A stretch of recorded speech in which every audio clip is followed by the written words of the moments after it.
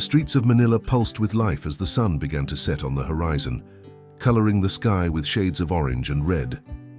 Jayson Magbanua, a boy of only 12 years old, walked with his head down along the busy avenue, carrying not just a worn backpack on his shoulders, but also the weight of a family in difficulty. The boy was the son of Danilo Magbanua, once a promising boxer in the Philippines, who had faced the legendary Manny Pacquiao in a fight almost 15 years ago, even before Jayson was born. The small house where Jayson lived with his father in Tondo, one of the poorest neighborhoods in Manila, was a constant reminder of lost opportunities and shattered dreams.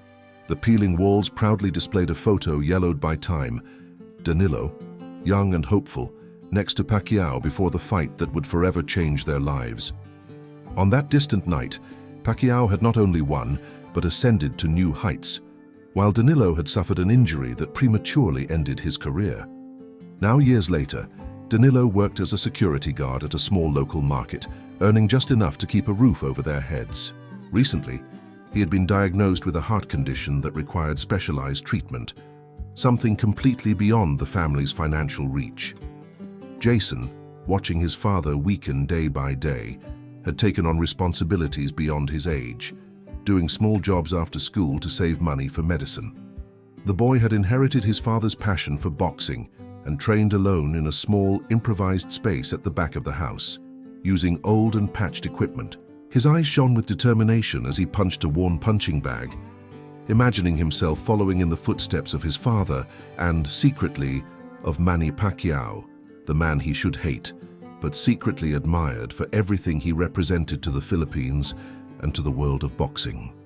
News about the charity event organized by Manny Pacquiao himself spread quickly through newspapers and social media across the Philippines.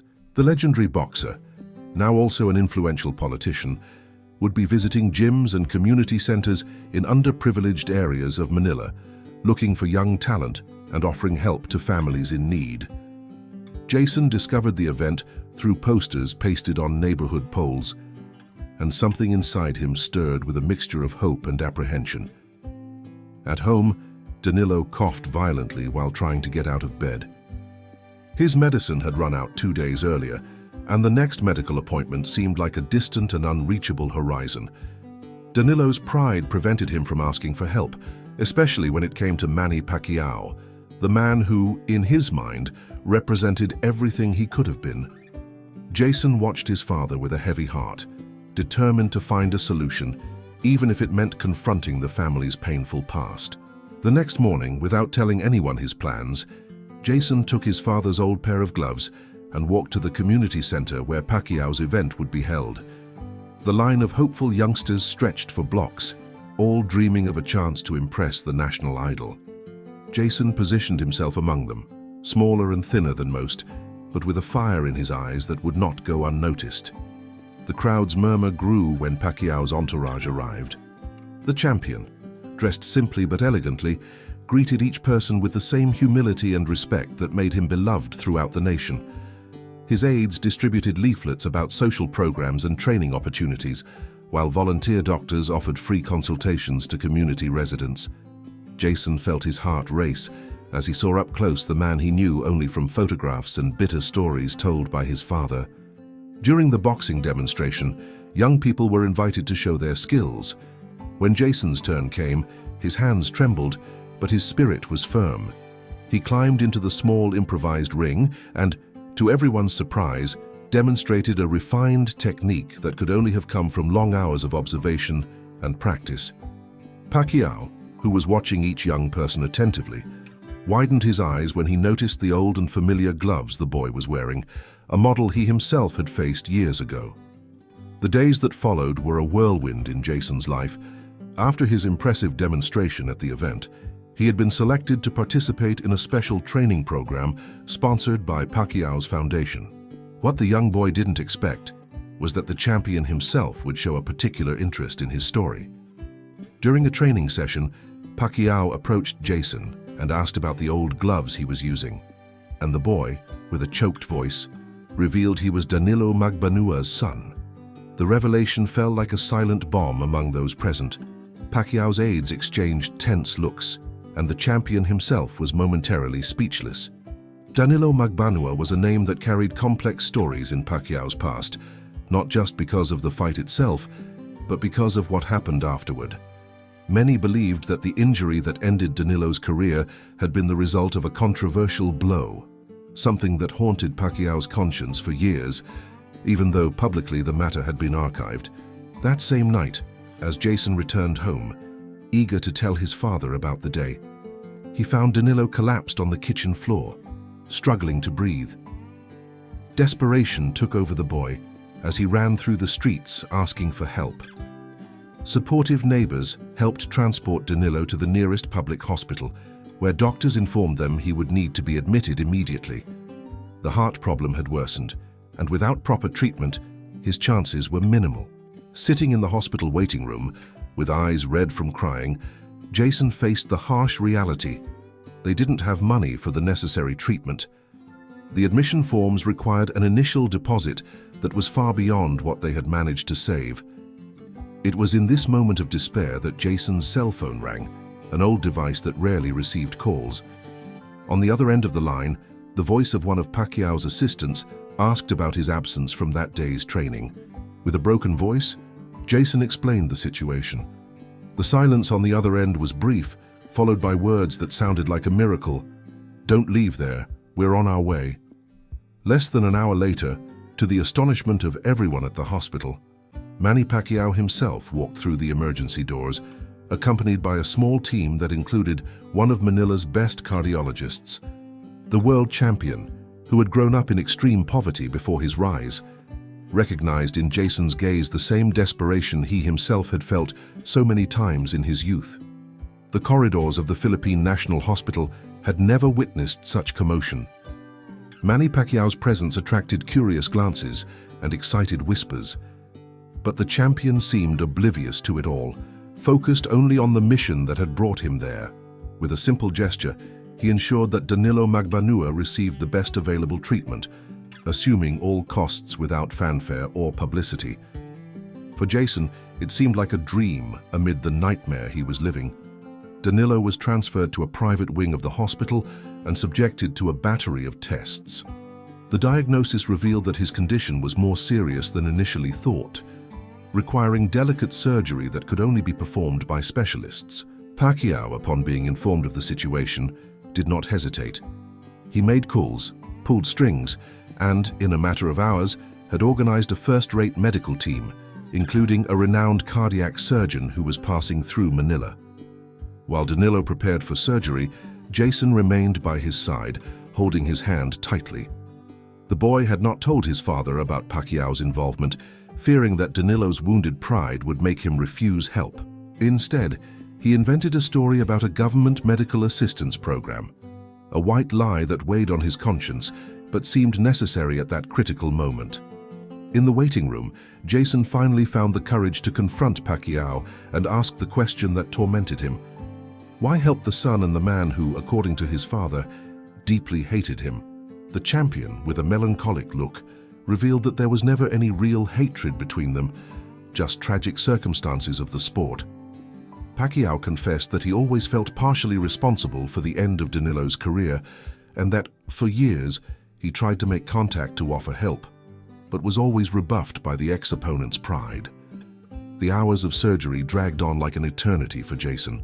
The boy, physically and emotionally exhausted, fell asleep on the hard benches of the waiting room, having restless dreams where his father and Pacquiao fought eternally in an endless ring.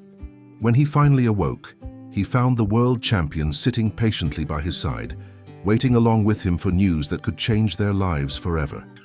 The dim morning light timidly illuminated the hospital room when the doctor entered to give the news. The surgery had been a success. Danilo Magbanua was stable, and although recovery would require time and care, the outlook was positive. The relief that took over Jayson was so intense that his legs weakened, and it was Pacquiao who supported him, firmly holding his shoulders and sharing that moment of pure gratitude. In the days that followed, as Danilo regained consciousness and began his slow recovery process, Jayson divided his time between the hospital and training at Pacquiao's gym. The boy demonstrated a natural talent that impressed even the most experienced trainers, but also a fierce determination that could only have been forged in the difficulties he had faced at such a young age. Pacquiao, closely observing his progress, saw in Jayson not just the son of a former opponent, but a reflection of his own youth. Eventually, the moment Jayson so feared arrived. Danilo, more lucid and strengthened, began to question how they had managed to pay for such expensive and specialized treatment. His son's evasive explanations were no longer sufficient, especially when nurses and other patients mentioned the frequent visits of champion Pacquiao to the wing where he was hospitalized. The truth, like a storm forming on the horizon, threatened to break the fragile peace they had achieved. On a rainy afternoon, when Jayson returned to the hospital after training, he found his father's room unusually quiet. Sitting on the edge of the bed, with a grave expression, Danilo held a magazine where the headline featured a photo of Pacquiao visiting the hospital.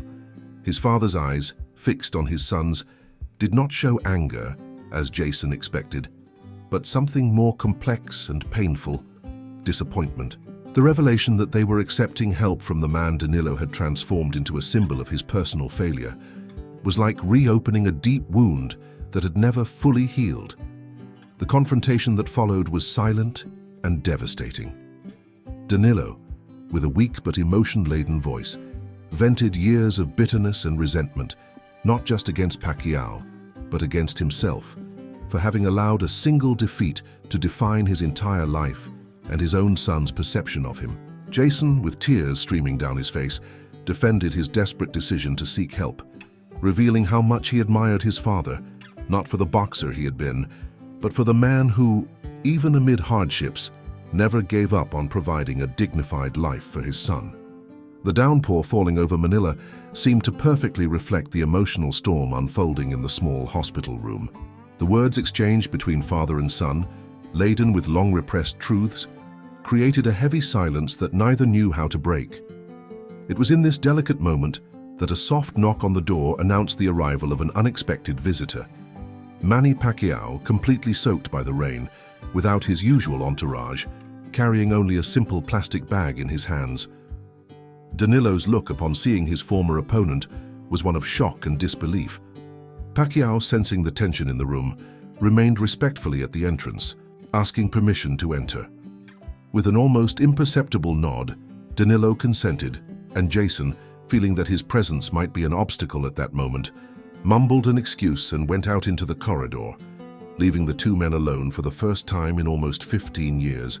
What happened in that room remained between Pacquiao and Danilo, but nurses passing by occasionally reported hearing raised voices, followed by long periods of silence, and eventually the surprising sound of bitter but genuine laughter. When Jayson was finally called back to the room hours later, he found a scene he never imagined possible. His father and Pacquiao sitting side by side, leafing through an old scrapbook the champion had brought in the plastic bag, containing memories from both their early days in the Filipino boxing circuit. In the days that followed, an unlikely friendship began to blossom between the former rivals. Pacquiao visited regularly, always without fanfare, bringing stories from the boxing world and news of Jayson's progress in training. Danilo, initially reserved, gradually lowered his defenses, allowing himself to relive his passion for the sport through conversations with Pacquiao and his son's enthusiasm. The bitterness that had consumed him for so long began to give way to a resigned acceptance of the past and a timid hope for the future. Danilo's recovery was progressing positively, exceeding doctors' expectations. His willpower, seemingly renewed after the reconciliation with Pacquiao, impressed the medical team. During physical therapy sessions, he demonstrated the same determination that had characterized him in the ring, making Jayson overflow with pride. The boy, observing his father's transformation, felt that an enormous weight had been lifted from his shoulders, finally allowing him to focus entirely on his own development as a boxer and as a person. News of the friendship between Pacquiao and his former opponent didn't take long to reach the media. What had begun as rumors in hospital corridors soon turned into headlines in newspapers and websites across the country. Journalists desperately tried to get interviews and photos, but both Pacquiao and the Magbanua family remained discreet, protecting the genuineness of that unexpected reconciliation. For many Filipinos, the story represented values deeply rooted in their culture: forgiveness, humility, and the transformative power of compassion. After 6 weeks of hospitalization, Danilo finally received medical clearance to leave. Returning to the small house in Tondo, however, was not a viable option for his complete recovery. The damp and unsanitary environment could compromise his treatment, and the distance from the doctors who were monitoring him represented an unnecessary risk. It was then that Pacquiao, without grand declarations, offered Danilo and Jayson a modest but comfortable apartment, close to the hospital and the gym where the young man trained. The offer, made with genuine respect for Danilo's dignity, was not charity, but an opportunity for a fresh start. The Magbanua's new home gradually became an informal meeting point for veterans of Filipino boxing. Former fighters, trainers, and sports enthusiasts regularly appeared to visit Danilo, bringing with them stories from the past and analyses of current fights. These gatherings, which began as simple courtesy visits, evolved into veritable symposiums on boxing, where technical knowledge and life experiences were freely shared. Jayson, sitting quietly in a corner, absorbed every word, every gesture, every lesson, building not just his technical repertoire, but also his understanding of the deeper meaning of the sport. Meanwhile, on the broader scene, the story of the Magbanuas and Pacquiao began to inspire initiatives throughout the country.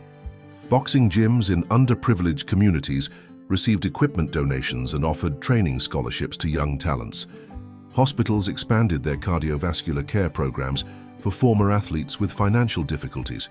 What had begun as an individual act of generosity was transforming into a collective movement, demonstrating the impact that a story of reconciliation could have on a society marked by deep economic and social divisions. For Jayson, however, the most significant impact was personal. Seeing his father recover not just physical health, but also the sparkle in his eyes and the confident posture that old photographs showed, was the greatest reward he could imagine. Danilo, in turn, found in his son's journey a second chance to live his dreams, not as a ghost of what could have been, but as a proud mentor of what was yet to be. The relationship between father and son, once marked by uncomfortable silences and unexpressed expectations, blossomed into a genuine partnership based on mutual admiration and respect. The Grand Araneta Coliseum, site of countless historic Filipino boxing fights, was completely packed on that special night. The event, organized by Pacquiao's foundation, brought together young talents from all over the country in exhibition matches, with the aim of raising funds for social programs focused on the health of former athletes. In the front rows, side by side, Manny Pacquiao and Danilo Magbanua attentively observed the young fighters, occasionally exchanging technical comments and knowing smiles. The unlikely friendship between the former rivals had become a powerful symbol of overcoming and forgiveness in the Philippines. When Jayson Magbanua's name was announced over the loudspeakers, a spontaneous ovation took over the gymnasium. The young man, now 13.5 years old, had become a minor celebrity not for being Pacquiao's protégé, but for his exceptional talent and irreproachable work ethic. Wearing new gloves, a joint gift from his father and Pacquiao, Jayson entered the ring with the quiet confidence of someone who had found his true path. His opponent, a boy 2 years older from a distant province, represented a considerable challenge, but Jayson was prepared, both technically and emotionally. The match that followed was an impressive demonstration of technique and strategy.